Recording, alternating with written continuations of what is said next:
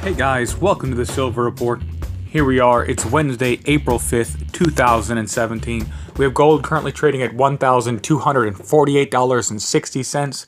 Silver's trading at $18.32. And let's get right into some of the economic factors that will be playing a part into the price of precious metals. Because have seen recently, after several years of rather unspectacular market activity, gold came roaring back in 2016. The year saw investment demand for the precious metal. It rose by 70%, while gold-backed exchange-traded funds, ETFs, they experienced their second highest inflow of investors on record. And so there was unprecedented levels of uncertainty. We saw that China's collapsing stock prices, they began to send shockwaves through the markets worldwide. We saw the aftermath of the United Kingdom's decision to leave the European Union. Investors piled into gold. And because it's typically a safe haven, what we saw was that holdings of gold-backed ETFs spiked by US dollars 4.3 billion in the 24 hours following the result of the referendum, and it represented the biggest one-day rise in 4 years. Now, a very important event happened though toward the end of the year. It's more profound. What took place, it could comprehensively transform the gold market. On December 5th, I'm sure you heard, the Accounting and Auditing Organization for Islamic Financial Institutions, AAOIFI, and the World Gold Council jointly announced the issuance of Sharia Standard Number 57 on gold and its trading controls. Now, the standard sets out, for the first time, the rules and guidelines for Islamic investors to participate in the gold market, explaining which specific gold-based products are permissible under Islamic law.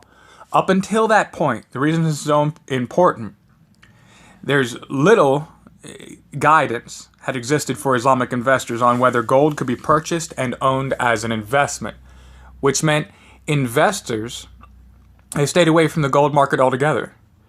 Now, according to available Islamic literature on the topic, it means that gold previously could be traded only on the basis of its physical properties, such as its weight, rather than on its future value or for any speculative purposes.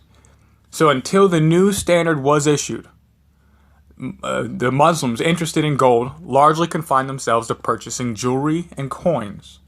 So the new standard, however, it completely changes the prospects for the Islamic world and allows its current 110 million investors to buy vaulted gold, gold savings plans, gold certificates, and physical gold ETFs. And so that they put the SPDR Gold Trust, it has a net balance in excess of $30 billion. And it announced through its marketing agent, State Street Global Markets, that the fund had been certified by Amani Advisors, a leading Sharia advisory firm, to be fully compliant to the new Sharia standard. And okay, so according to the new Sharia scholar, Muhammad Dawood Bakar, moreover, the standard may also open new gold demand to central banks. As such, 25% of the world's population now has significantly greater access to the most liquid product available on the gold market, which will be the ETFs. The most significant implication of this new development for the gold market is that the Islamic finance industry is valued at a hefty $2 trillion. So the S&P projects that this figure could rise to $5 trillion by 2020. The Islamic Financial Services Board expects the 2020 figure to be $6.5 trillion. Although at present the overwhelming majority of holdings are currently invested in Islamic bonds, equities, real estate investments, but this new standard, it could open up a massive new source of demand for gold-related products. And so we know that the price for gold is pegged to the paper market. So having more investors pouring in to now these speculative, it could cause for much higher, it could change the dynamics of the gold market altogether. And silver and gold connected at the hip, as we discussed yesterday, they always rise and fall together.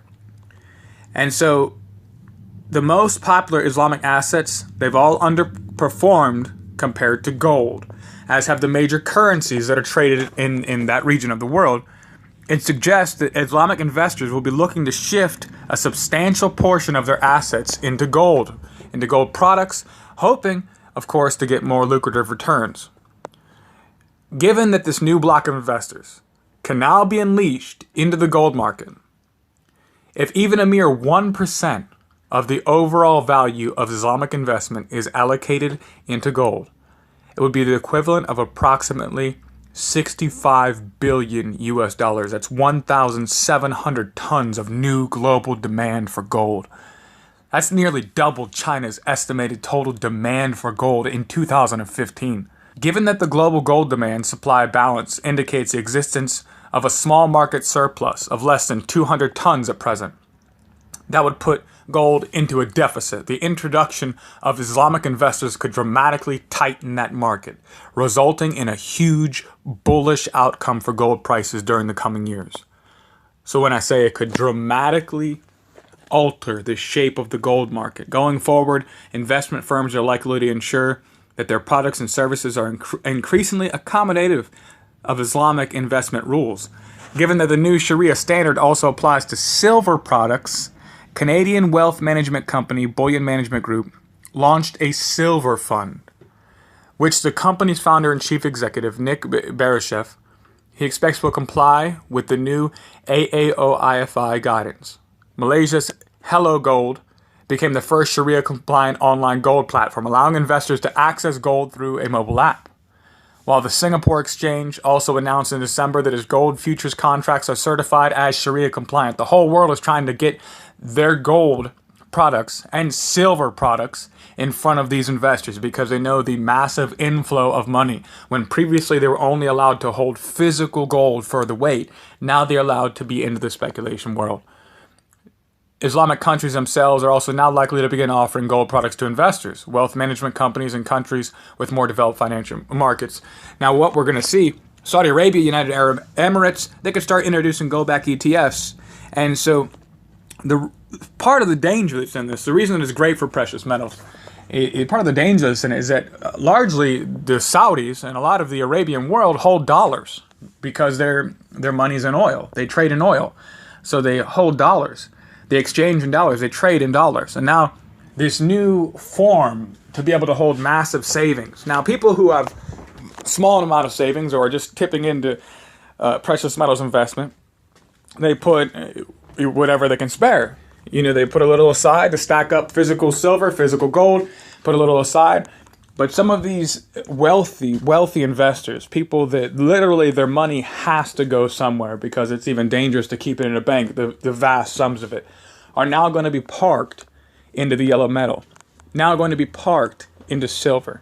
That's what these companies' aims are, to be able to capitalize on this new flood of money that previously was locked out.